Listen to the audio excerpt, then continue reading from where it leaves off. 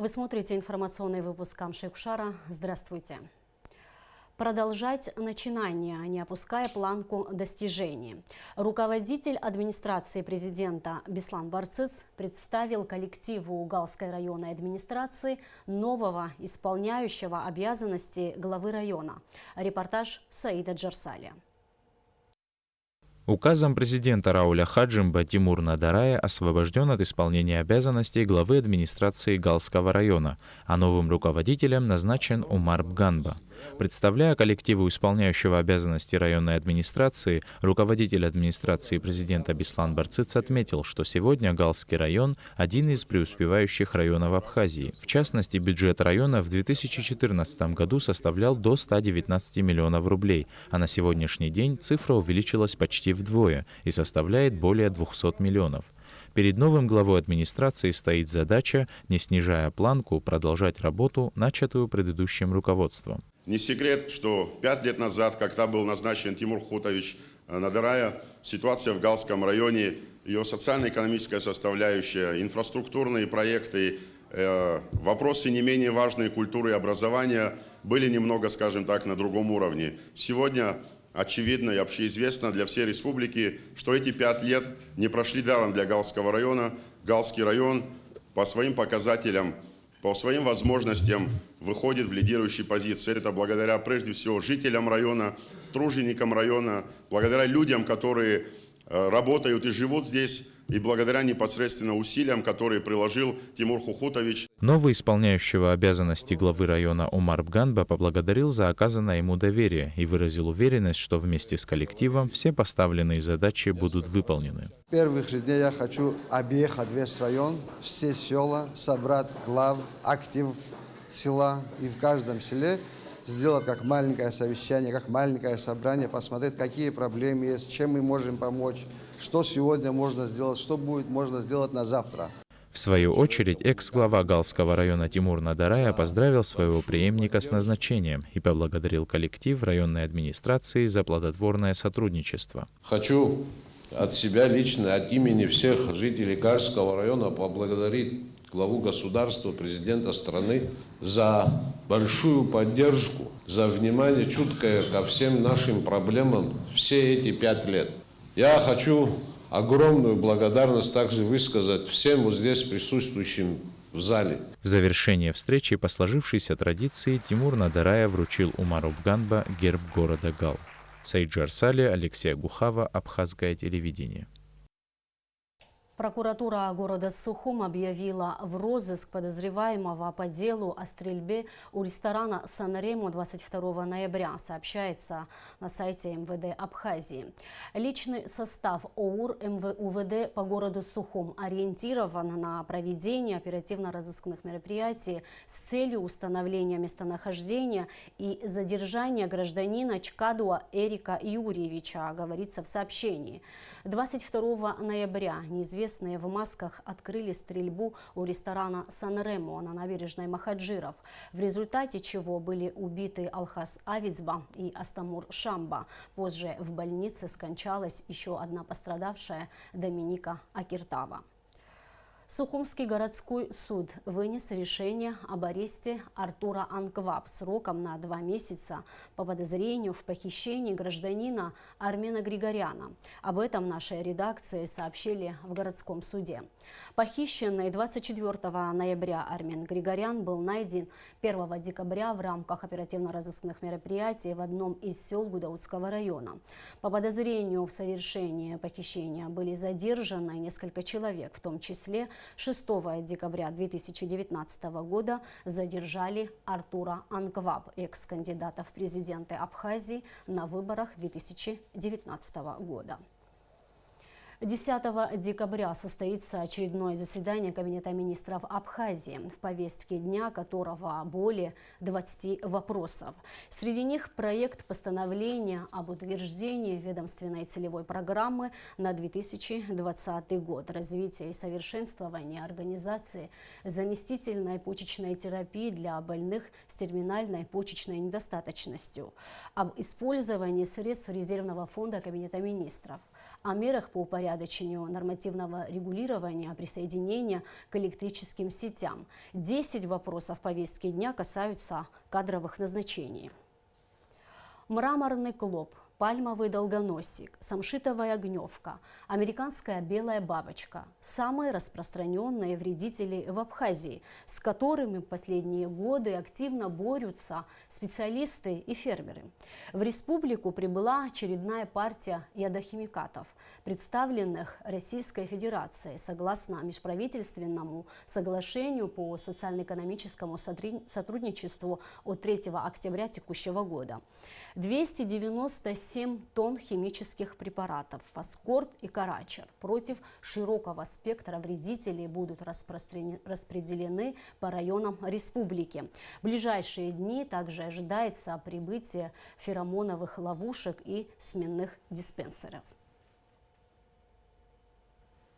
Контракт о доставке данных препаратов, которые сегодня привезли, на 15 миллионов 297 тысяч рублей в количестве 11 400 литров. Это «Фаскорд» и «Карачар». И поэтому эти препараты, они получили широкое распространение как на территории Российской Федерации, так и в других европейских государствах. Они не несут опасность в себе, и поэтому все мы будем применять на территории Республики Абхазия в строгом соответствии с инструкцией и методологией, которые нам предлагают. Мы эти препараты применяли в Абхазии еще в этом году и в прошлом, позапрошлом году. Данные препараты, которые мы получили сегодня на 34 тысячи гектара двукратным лечением. И поэтому нам предстоит очень большая работа на территории Республики Абхазия в 2020 году, где-то с марта месяца, когда коричнево-мраморный клоп выйдет из зимней спячки, будем мониторить, смотреть. И поэтому мы будем работать с начальниками сельхозуправлений, мы будем проводить соответствующие совещания с главами администрации районов и сел. В столице Великобритании, Лондоне, открылось региональное отделение Всемирного Абхазо-Абазинского конгресса, сообщается на сайте Конгресса. 7 декабря член Высшего совета ВААК Вячеслав Чирикба встретился с представителями абхазо-абазинской диаспоры Лондона. На встрече присутствовали около 15 представителей диаспоры. Также подобные встречи с представителями абхазо-абазинской диаспоры планируется провести в Нидерландах и Германии. Отделение ВААК в Лондоне стало 8-м из открытых региональных отделений. Уже созданы и работают региональные отделения Конгресса в Абхазии, Кабардино-Балкарии, Карачаево-Черкесии, Турции, Москве и Санкт-Петербурге. Идет работа над созданием региональных отделений в Иордании и Египте. На ближайшее время запланировано открытие региональных отделений в Германии, Бельгии, Голландии, Сирии и других странах проживания абхазо-абазинской диаспоры. Ножи, наконечники, копии, браслеты, пояса и еще несколько десятков артефактов бронзового века продемонстрировали журналистам, обнаружившие их историк-любитель Астамур Айба и ученые-археологи Гарри Сангуля и Олег Бгажба на пресс-конференции в Арс Мира. Репортаж Гугу Циварданя. Фибулы, браслеты, ножи, кинжалы, наконечники, различные изделия из железа и бронзы. Все эти предметы были найдены в окрестностях Сухума совершенно случайно. Отправляясь на охоту вместе с друзьями, любитель истории и археологии, Астамур Айба не ожидал, что обнаружит уникальные находки. Первым предметом был найден нож, который вот я Баталу Джопу, кстати, сразу показал. Первым предметом он был найден прям клинок из земли торчал. То есть вот 2 валуна, и вот из земли торчит вот этот клинок. И вот первым мы его вытащили вместе со своим другом, и уже вот все остальные находки, они были в одном месте сгруппированы. Обнаружив находку, Астамур обратился за помощью к абхазским историкам и археологам, по мнению которых найденное захоронение – могильник, а артефакты, обнаруженные здесь, относятся к эпохе бронзового века. Как отмечают ученые, находки в таком комплексе и сочетании – редкость для центральной части Абхазии. Я хочу показать, значит, вот такие фибулы, которые до сих пор считались только относятся к северо-западу. И при суждении о происхождении таких комплексов всегда исходили, что это некий такой отдельный район Вот. Вместе с этим открытием теперь, значит, это положение теряет свою значимость вообще. То есть она, значит, теперь эти комплексы характерны для всей Абхазии, можно сказать. По словам ученых, ценность данной уникальной находки высока. Некоторые из предметов особенно привлекли их внимание. Меня тут привлекли две вещи особенно. Вот эта вещь, это биметаллический кинжал. Это как раз переходный период от бронзы к железу. То есть все не делали, поэтому называется биметаллический. Его много таких кинжалов в Персии, на Северном Кавказе, но у нас, к сожалению, может потому, что мало еще раскопанных памятников такого типа, такого времени. Все найденные предметы будут переданы в Абхазский государственный музей. Археологи и историки выразили надежду, что исследования в данной местности будут продолжены. Гугут Савардани, Эльдар Дамиров, Абхазское телевидение. В селе Уарча Гулрыбского района произошел пожар, в результате чего семья Цулукия осталась без крыши над головой. А так как дом загорелся рано утром, люди не смогли вынести из горящего помещения ничего, кроме документов. На месте пожара побывала наша съемочная группа. Репортаж Налы Кова. Около 6 утра на пульт дежурного МЧС села Уарча Гулрыбского района поступил звонок о том, что горит один из частных домов. Огонь мгновенно охватил здание, частично обшитое деревом, и к приезду пожарников уничтожил его практически полностью. Семья Цулуки осталась в буквальном смысле без крыши над головой. Так как пожар случился рано утром, погорельцы смогли спасти только некоторые документы и те вещи, что попались под руку. Открыла дверь в зале, а там гарь вся пошла и резко воспламенилось все. Я, естественно, стала орать, кричать, мужа будить. Муж вскочил, что горим. Он кричал, где отец? Побежал, я говорю, он в ванной. Пошел, дверь выломал, отца вывел на улицу. И все, мы уже, в принципе, подключили воду, но своими силами мы, конечно, не смогли справиться. Огонь резко обаял полностью весь второй этаж, и сгорело дотла практически все. Ничего не осталось. Отец инвалид. Я приехала с Минска смотреть за свекром. Супруг находился здесь. Вот остались. Без крова, без жилья, без ничего. Это дом моего родного дяди. Мы соседи здесь. Но мы здесь как отшельники. Честное слово.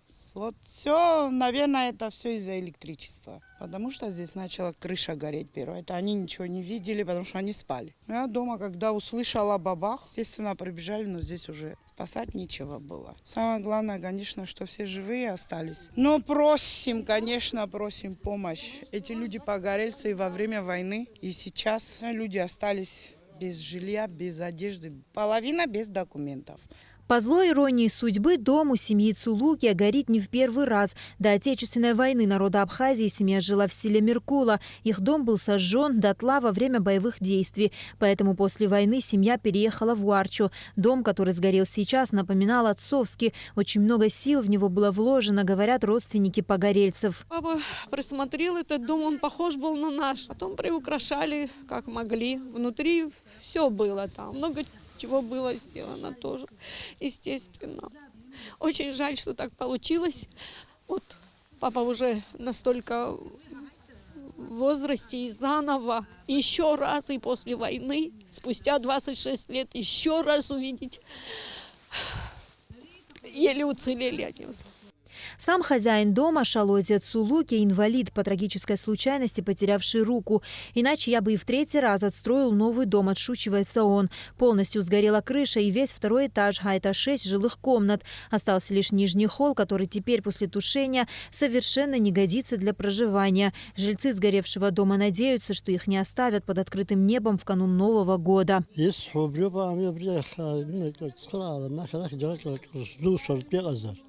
Aber ich habe mir Atropom за Черчерал я арзице.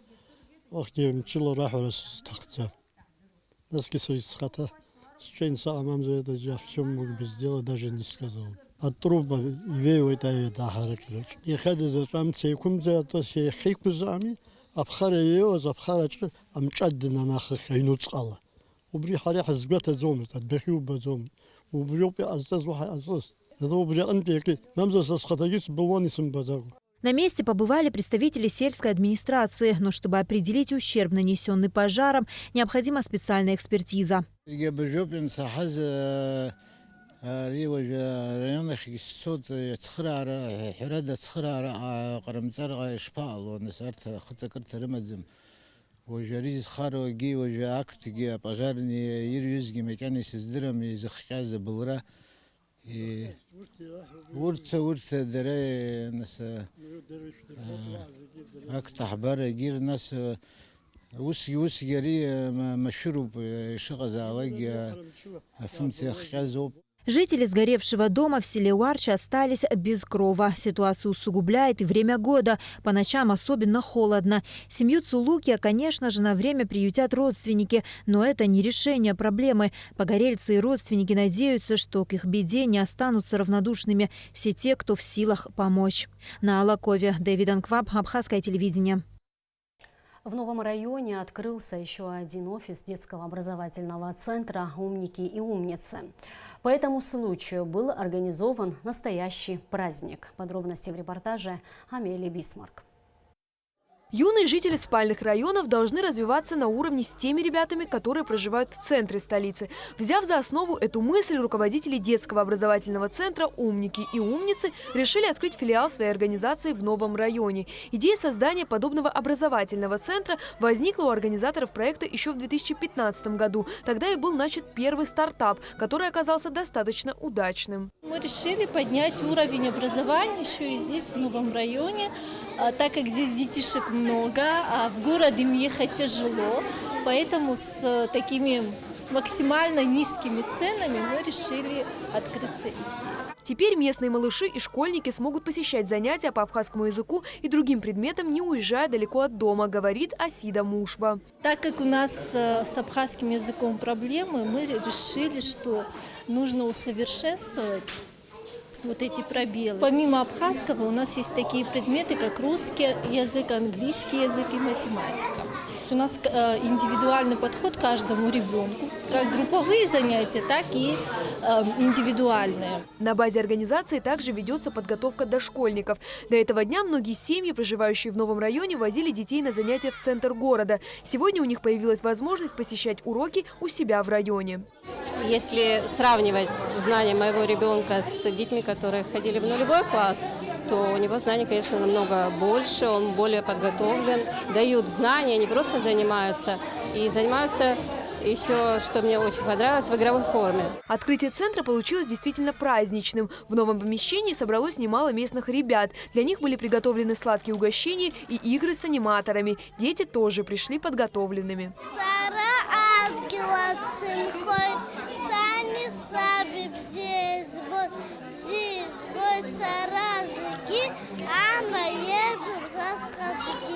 Основной упор в центре делается на изучение абхазского языка. С самого раннего возраста детям в интерактивной форме предлагаются различные игры, что позволяет общаться и мыслить на абхазском.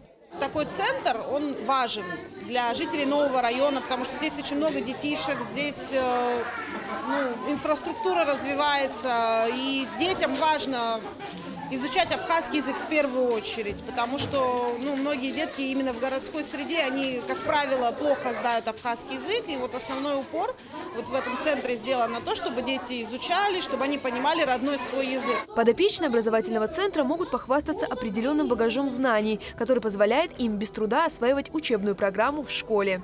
Амелия Бисмарк, Степан Мартиросян, Абхазское телевидение. Приближается один из самых любимых праздников в году. В столице полным ходом идет подготовка к встрече Нового года. На площади Свободы установили каркас главной елки. И уже совсем скоро здесь появится площадка, на которой и детям, и взрослым не придется скучать в новогодние выходные дни. Подробности в репортаже Алики Трапш. Главным символом Нового года была и остается зеленая красавица ель. В Сухуми на площади Свободы уже установили 18-метровую конструкцию, которая в ближайшее время приобретет надлежащий вид. Главную елку страны в этом году планируют украшать исключительно светодиодными огнями. Идет монтаж зеркал, вы видите. Ночью оно даст эффект, в общем, двойной такой красоты. огни, в общем, огнями будет украшена сама елка без игрушек в этом году. Как бы, ну, сегодня это как бы в тренде, в моде считается, и это будут теплые тона. Рядом с главным символом Нового года устанавливают сцену, на которой в новогоднюю ночь пройдет праздничный концерт. Помимо этого, здесь же у елки будет организован открытый кинотеатр, где по вечерам будут транслировать новогодние фильмы и мультфильмы. Впервые на площади Свободы в новогодние праздники появится искусственный каток для детей и взрослых. Следует отметить, что коньки всем желающим будут выдаваться бесплатно. Госкомитет по молодежи, значит, совместно с администрацией пришли к тому, что для нас, для абхазов, ну, как бы отсутствие снега и льда, в принципе, это как бы нормальное явление, а вот подарить жителям Абхазии такую возможность попробовать сделать первые шаги на коньках, я думаю, это очень даже интересная идея. И размер катка 10 на 20. Я думаю, что для первых шагов на этом поприще, я думаю, что это достаточно.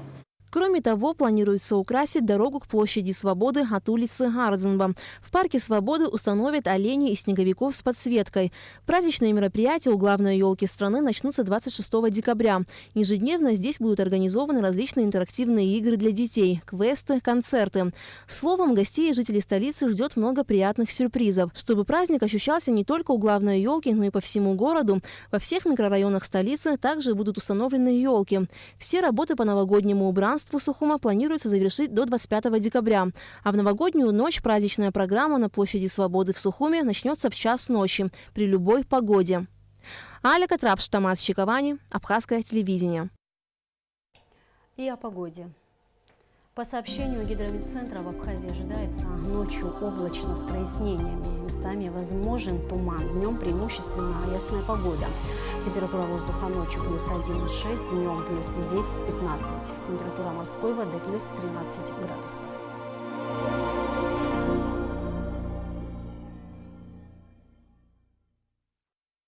И на этом наш выпуск завершен. Всего вам доброго.